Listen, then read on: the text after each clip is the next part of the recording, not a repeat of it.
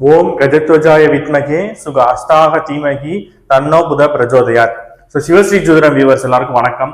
So நம்ம தொடர்ந்து பார்த்தீங்கன்னா மாத பலன்கள், குரு பேச்சு, சனி பேச்சு, ராகு கேது பேச்சு இப்படின்னு இதுக்கு நடுவில் பார்த்தீங்கன்னா ஜென்ரல் அவேர்னஸ் வீடியோஸ்.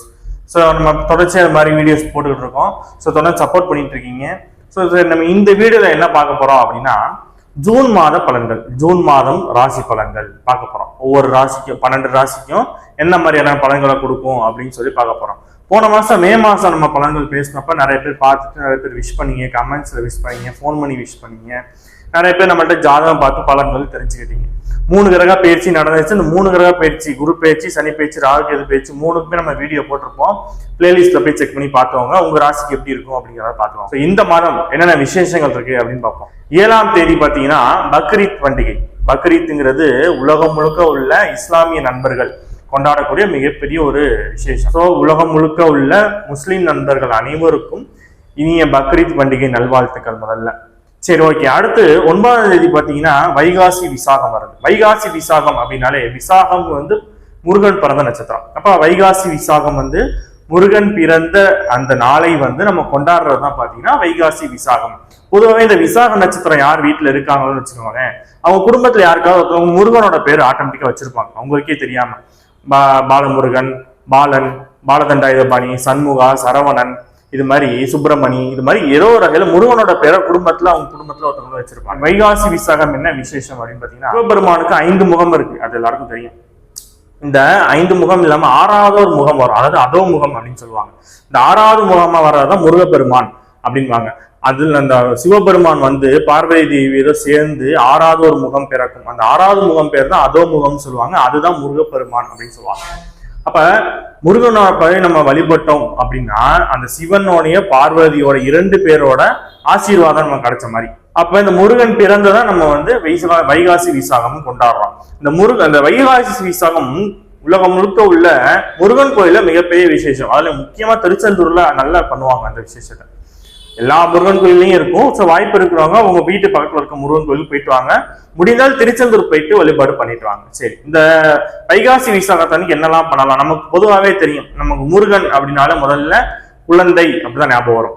அப்ப குழந்தை வரம் வேண்டி சஷ்டி அன்னைக்கு விரதம் இருந்தாலும் சரி, இல்லாட்டி வைகாசி விசாகம் வர்றப்ப விரதம் இருந்தா முருகன் போல அழகான குழந்தை பிறக்கும் அப்படிங்கிறது ஐதீகம். ஸோ இந்த வைகாசி விசாகத்தன்னைக்கு குழந்தை இல்லாதவங்க, நம்ம திருமணம் ஆகாதவங்க, கடன் பிரச்சனையில இருக்கிறவங்க, கணவன் மனைவி விஷயங்கள்ல பிரச்சனை இருக்கிறவங்க, இவங்கெல்லாம் அந்த வைகாசி விசாகத்தன்னைக்கு விரதம் இருந்தீங்க அப்படின்னா உங்களுக்கு உங்களுடைய வேண்டுதல் நிறைவேறும் அப்படிங்கிறது ஒரு ஐதீகம். சரி, இந்த மாதத்துல கிரக நிலைகள் எப்படி இருக்கு அப்படின்னு பார்ப்போம். இந்த மாதம் பாத்தீங்கன்னா சுக்கிரன் மேஷ வீட்டுல இருக்கிறார். இது சுக்கிரன் சம வீடுன்னு சொல்றது.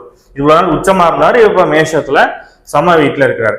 சரி, அடுத்த சூரியன் பாத்தீங்கன்னா 15ஆம் தேதி வரை இங்க இருப்பார்.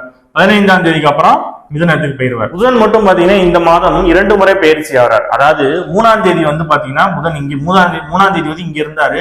3ஆம் தேதிக்கு அப்புறம் மிதுன வீட்டுக்கு போயிருவாரு. இவர் திரும்ப 23ஆம் தேதி திரும்ப அடுத்த பயிற்சி வந்துருவார். இப்ப இந்த மாதத்துல புதன் மட்டும் 2 முறை பயிற்சி ஆகிறார். செவ்வாய் பகவான் பாத்தீங்கன்னா 9ஆம் தேதி கடக வீட்டம் நீச்சத்துல இருந்தார். நீச்சத்துல இருந்து இப்ப சிம்ம வீட்டுக்கு வரார். 9ஆம் தேதி சிம்ம வீட்டுக்கு செவ்வாய் பகவான் வரார். கேது ஆல்ரெடி மே 18ஆம் தேதி இங்க வந்துட்டாரு. ராகுவும் மே 18 இங்க வந்துட்டாங்க. சனி பகவானும் மார்ச் மாசம் 29ஆம் தேதி பயிற்சி ஆகி இங்க வந்துட்டாரு. குரு பகவான் மே 14 குரு பயிற்சி ஆகி மிதுன வீட்டுக்கு வந்துட்டாங்க. அந்த பயிற்சி எல்லாம் நம்ம சொல்லியிருப்போம். பொதுவாக தமிழ்நாட்டுல இந்த மாசம் பாத்தீங்கன்னா அனல் காற்று வீசும். அதே இடத்துல ஒரு சில இடங்கள்ல பாத்தீங்கன்னா ஆலங்கட்டி மழையும் பெய்யும் இந்த நேரங்கள்ல. சரிங்களா? அது இல்லாம அந்த கடலோர பகுதி இருக்குல்ல, வேதாரண்யம், கடலூர், இது மாதிரி கடலோர பகுதிகள், இந்த பகுதிகளில் பாதிக்கிறதுக்கு வாய்ப்பு இருக்கு. ஏதோ ஒரு சின்ன பாதிப்பு, வேதாரண்யம், கடலூர், இது மாதிரி கடலோர மாவட்டங்கள்ல ஏதோ ஒரு சின்ன பாதிப்பு இருக்கிறதுக்கு வாய்ப்பு இருக்கு. இது இல்லாம கேரளால பாத்தீங்கன்னா மழை பெய்யும். இந்த முறை இந்த மாதத்துல பாத்தீங்கன்னா கேரளால மழை பொழி கொஞ்சம் இருக்கும். அதே மாதிரி இந்த மாசம் பாத்தீங்கன்னா இந்த இஞ்சி, பூண்டு, வெங்காயம், புஷ்பங்கள் இருக்குல்ல, பூ, இதோட ரேட் எல்லாம் பாத்தீங்கன்னா கொஞ்சம் இன்க்ரீஸ் ஆகும் இந்த மாசத்துல. மஞ்சள் விலை கொஞ்சம் குறைவா இருக்கும். நாசனம் மற்ற விஷயங்களோட விலைகள்லாம் கொஞ்சம் இன்க்ரீஸ் ஆயிருக்கும். ஒவ்வொரு ராசிக்கும் என்ன மாதிரியான பலன் இருக்கும் ஸோ பார்ப்போம். வீடியோ ஃபுல்லா ஸ்கிப் பண்ணாம பாருங்க. வீடியோ பிடிச்சா லைக் பண்ணுங்க, ஷேர் பண்ணுங்க, சப்ஸ்கிரைப் பண்ணுங்க. வாங்க வீடியோக்குள்ள போவோம்.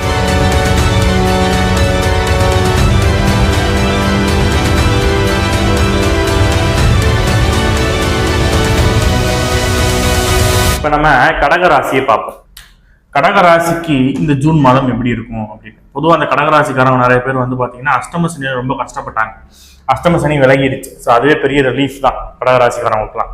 சரி, இப்ப இந்த மாதம் ஜூன் மாதம் கடகராசிக்கு எப்படி இருக்கும் அப்படின்னு பார்ப்போம். இவ்வளவு நாள் பாத்தீங்கன்னா ராசியிலே செவ்வாய் நீச்சமா இருந்தார். இப்போ அவர் 2ஆம் இடத்துக்கு வந்துட்டார். செவ்வாய் யாரு உங்களுக்கு அப்படின்னா 5ஆம் வீட்டு அதிபதியும் அவர் தான், 10ஆம் வீட்டு அதிபதி தான். நம்பர் 1 யோகக்காரன் கடகராசி கடக லக்னத்துக்குலாம் நம்பர் 1 யோகக்காரன் யாருன்னா அந்த செவ்வாய் தான். இவ்வளவு நாள் நீச்சமா இருந்தார். நீச்சமா இருந்தாலும் ராசியில இருந்தார். ராசியில நீச்சமா இருந்தனால ஓரளவு பரவாயில்ல, நல்லா இருந்துச்சு. ஆனா இப்ப 2ஆம் இடத்துக்கு வந்துட்டார். ஒரு பிளஸ் பாயிண்ட் இது, நல்லதுதான். 2ஆம் இடத்துக்கு செவ்வாய் இருந்தது, ஏன்னா யோகக்காரன் செவ்வாய் தான். சோ அவர் 2ஆம் இடத்துக்கு வரலாம். 5ஆம் வீட்டு அதிபதி 10ஆம் வீட்டு அதிபதி. 2ஆம் இடம்னா பூர்வீகம், குழந்தைகள், புகழ், பதவி உயர்வு, இதெல்லாம் சொல்றது. இப்ப இது வந்து 2ஆம் இடத்துக்கு வருது. 2ஆம் இடம்ங்கிறது தனஸ்தானம். அப்ப பூர்வீகம் மூலியமா ஒரு வரவு வரணும், ஒரு பெனிஃபிட் வரணும், ஒரு சொத்து விற்கணும், ஒரு சொத்துல இருந்து பங்கு வரணும், இப்ப வந்துடும். பிள்ளைங்க மூலியமா ஏதோ ஒரு நல்ல விஷயம் நடக்கணும், இப்ப நடக்கும். ஏன்னா 5ஆம் அதிபதி 2ஆம் இடத்துல ஜனஸ்தானத்துல.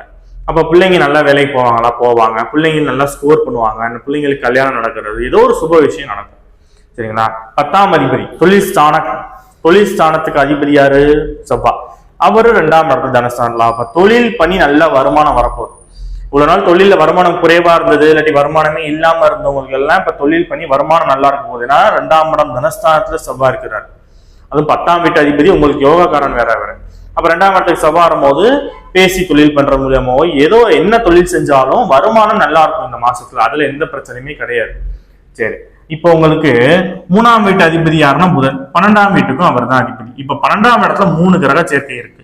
12ஆம் வீட்டு அதிபதி புதனும் அங்க இருக்கிறாரு, தனஸ்தானாதிபதி சூரியனும் அங்க இருக்கிறாரு, குருவும் அங்க இருக்கிறாரு. இப்ப சுப கிரகங்கள் சொல்லக்கூடிய குருவும் புதனும் அங்க இருக்கிறாங்க.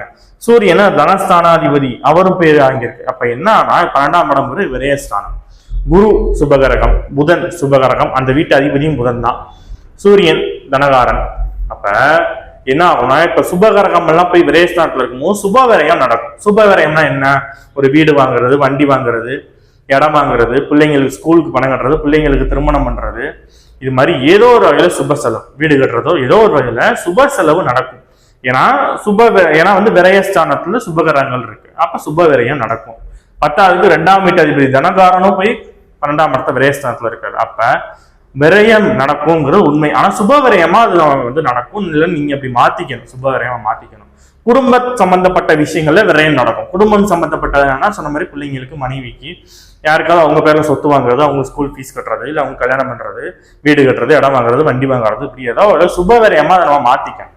மாத்திட்டீங்கன்னா இது பெரிய பாதிப்பு கிடையாது. 12ஆம் இடத்துல இருக்கிறதுனால 12ஆம் இடத்துல 3 கிரக சேர்க்கை இருக்கும்போது நிறைய பேர் டூர் போயிருப்பாங்க, நிறைய சுற்றுலா போறது, கோவில் ஸ்தலங்கள் போறது. ஏன்னா குரு இங்க இருக்கா. குருனா ஆன்மீகம், தெய்வம் சொல்றது. அப்ப நிறைய கோவில்களுக்கு சுற்றுலா போறது, இதெல்லாம் வந்து இந்த கடகராசிக்காரங்க போயிருப்பாங்க. சரி, உங்களுக்கு அடுத்து பாத்தீங்கன்னா 4ஆம் வீட்டு அதிபதி யாரு? சுக்கிரன். இவர் உங்களுக்கு 11 லாபஸ்தானத்துக்கு அவர் தான். இவர் 10ஆம் இடத்துல போய் இருக்கிறார். 10ஆம் இடத்துல சுக்கிரன் இருக்கலாம் உங்களுக்கு. ஏன் அப்படின்னா 4ஆம் வீட்டு அதிபதி அவர் தானே.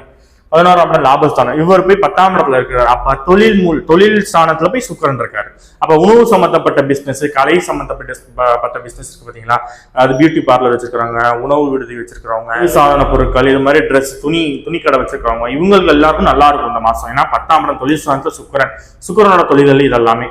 ஸோ அவங்களுக்குலாம் நல்லா இருக்க போகுது இந்த மாசம். ஏன்னா திரும்ப 4ஆம் இடத்தை இவரை பார்க்க போறாரு. அப்ப சுகமா இருக்க போறீங்கன்னு அர்த்தம். ஏன்னா சுகஸ்தானாதிபதி சுக்கிரன். நல்லா வருமானம் வரப்போது. வருமானம் வந்தா நம்ம ஆட்டோமேட்டிக் நம்ம பிடிச்ச மாதிரி நமக்கு என்ன வேணுங்கிறதெல்லாம் நம்ம வாங்கிக்கலாம். 4ஆம் இடத்தையும் அதே சுக்கிரன் பார்க்கும்போது நல்ல அழகான வீடு கட்டுவீங்க, வீடு வாங்குவீங்க, இடம் வாங்குவீங்க. சொன்னா விரயஸ்தானத்துல 3 கிரகம் இருக்கும்போது நல்ல வீடா வாங்குவீங்க. ஏன்னா 4ஆம் இடம் தான் வீடு சொல்றது. அந்த அதிபதி அந்த இடத்தையே பார்க்கிறாரு. அப்ப நல்ல பிரம்மாண்டமான நல்ல அழகான வீடா வாங்குவீங்க, இல்ல அழகான வீடை நீங்களே கட்டுவீங்க. 8ஆம் இடத்துல ராகு இருக்கிறார். 8ஆம் இடத்துல ராகு இருந்தா என்ன நடக்குங்க? ராகுக்கு இது பேச்சுல சொல்லியிருப்பேன். 8ஆம் இடம் திடீர் விரயம் சொல்றது 8ஆம் இடம், திடீர் அதிர்ஷ்டம் சொல்றது 8ஆம் இடம், அவமானம் எல்லாமே 8ஆம் இடம் தான். இப்ப ராகு மட்டும் இங்க இருந்திருந்தாருன்னா நான் சொன்னது நெகட்டிவ் நடந்திருக்கும். ஆனா இப்ப நான் சொன்னதுல பாசிட்டிவ் என்ன இருந்துச்சு? திடீர் அதிர்ஷ்டம் 8ஆம் இடத்துல வரும். அப்ப அந்த 8ஆம் இடத்த குரு பாக்குறாரு பாத்தீங்களா. குரு வந்து 9ஆம் பார்வை பார்க்கும்போது நான் சொன்ன விஷயத்துல பாசிட்டிவா நடக்கும். திடீர்னு உங்களுக்கு எக்ஸ்பெக்ட் பண்ற ஒரு அமௌண்ட் கிடைக்கிறதோ, இல்ல ரொம்ப நாள் வர வேண்டிய அமௌண்ட் வராம இருந்து அது கிடைக்கிறதோ, ரொம்ப நாள் கிடைக்க வேண்டிய சொத்து கிடைக்காம இருந்து அதெல்லாம் இப்ப கிடைக்கும் 8ஆம் இடத்துல ராகு வரும்போது. 9ஆம் இடத்துல சனி இருக்கிறார். 9ஆம் இடத்துல சனி இருக்கலாமா? 8ஆம் இடத்துக்கு பரவாயில்ல, 9ஆம் இடத்துல இருக்கலாம். 9ஆம் இடத்துல சனி இருக்கும்போது அப்பா மகன் வந்து கொஞ்சம் பிரியிற மாதிரி வரும். பிரியிற மாதிரினா என்ன? அப்பா ஒரு இடத்துல, பையன் ஒரு இடத்துல வேலைக்காக பிரிஞ்சிருக்கிறது, இல்ல அப்பா வெளியூர்ல இருக்கிறது, இல்லாட்டி இவர் வெளியூர் வெளிநாட்டு போறது. ஏன்னா 9ஆம் இடம் தூரதேச பயணம்னு சொல்றது. அங்க சனி பகவான் இருக்கிறார, சனினா அந்நிய கிரகம். அப்ப நீங்களே வந்து வெளியூர் வெளிநாடு போலாம் அப்படின்னு முயற்சி பண்ணீங்கன்னா இப்ப அது சக்சஸ் ஆகும். அதே மாதிரி உங்களுக்கு சூரியன் வந்து 15ஆம் தேதி 14ஆம் தேதி வரை இங்க இருப்பார். அப்புறம் அவர் அங்கிட்டு போயிருவார், மிதுன வீட்டுக்கு போயிருவார். அப்ப அந்த சூரியன் முதல் 14ஆம் தேதி வரை இங்க இருக்காரு பாத்தீங்களா, ஜூன் 14 வரை இங்க இருப்பாரா. இது வரைக்கும் அப்பா அம்மாருக்குள்ள ஒரு சின்ன சின்ன மனஸ்தாபம் இருந்துகிட்டே இருந்திருக்கும். எப்ப வரைக்கும்? 14ஆம் தேதி வரைக்கும். அதுக்கப்புறம் அது மாறிடும். ஏன் அப்படின்னா சனி 3ஆம் பார்வையா அந்த சூரியனை பார்த்துட்டு இருக்கிறாரு. அப்ப குடும்பத்துல ஏதாவது பிரச்சனையோ இல்ல அப்பா அம்மானுக்குள்ள பிரச்சனையும் இருந்துச்சு அப்படின்னா அது இந்த மாதம் 14ஆம் தேதிக்கு அப்புறம் அது மாறி நம்ம புதுசா ஏதாவது லோன் கிடைக்கணும், லோன் அப்ளை பண்ணீங்கன்னா இப்ப கிடைக்கும். ஏன்னா உங்களுக்கு 6ஆம் இடத்தை 3 கிரகம் பாக்குது, சூரியன் புதன் குரு 3 கிரகம் 6ஆம் இடத்தை பாக்குது. இந்த வீட்டு அதிபதியும் குரு தான். அப்ப ஹவுசிங் லோன் போட்டிருக்கேன், வீடு வாங்கறதுக்கு லோனு, அப்ப ஹவுசிங் லோன் போடுறேன், வண்டி வாங்கறதுக்கு லோன் போடுறேன், ஏதோ வரைக்கும் லோன் போட்டு கிடைக்காம இருக்கு அப்படின்னா இப்ப கிடைச்சிடும். 6ஆம் இடம் தான் கடனை சொல்றது. அப்ப சுப கடன் விரயஸ்தானத்துல குரு இருக்கும் போது அப்ப சுப கடன் கிடைக்கும். வீடு வாங்குறதுக்கு, இது மாதிரி வண்டி வாங்குறதுக்கு ஒரு லோன் கிடைக்கும். லோனையும் அடைப்பீங்க. இதுக்கு முன்னாடி வாங்கி வச்சிருந்த கடனையும் அடைப்பீங்க. நான் 6ஆம் இடத்துல குரு பவன் பார்க்கும்போது ஏற்கனவே வாங்கி வச்சிருந்த கடனையும் அடைப்பீங்க. புதுசா சுமூகமா சுப செலவுக்காக லோன் வாங்குவீங்க. நெகட்டிவ் என்ன அப்படின்னா நான் சொன்ன மாதிரி 12ஆம் இடத்துல 3 கிரக சேர்க்கை இருக்கும் போது விரைய செலவு அதிகம் நடக்கும்னு சொல்லிட்டு சுப விரயமா மாத்திக்கணும்ட்டேன். ஆனா அதை கொஞ்சம் பிளான் பண்ணி பண்ணணும். பிளான் பண்ணாம பண்ணீங்க அப்படின்னா தேவையில்லாத விரைய செலவுகள் வந்துடும். ஏன்னா அந்த இடத்துல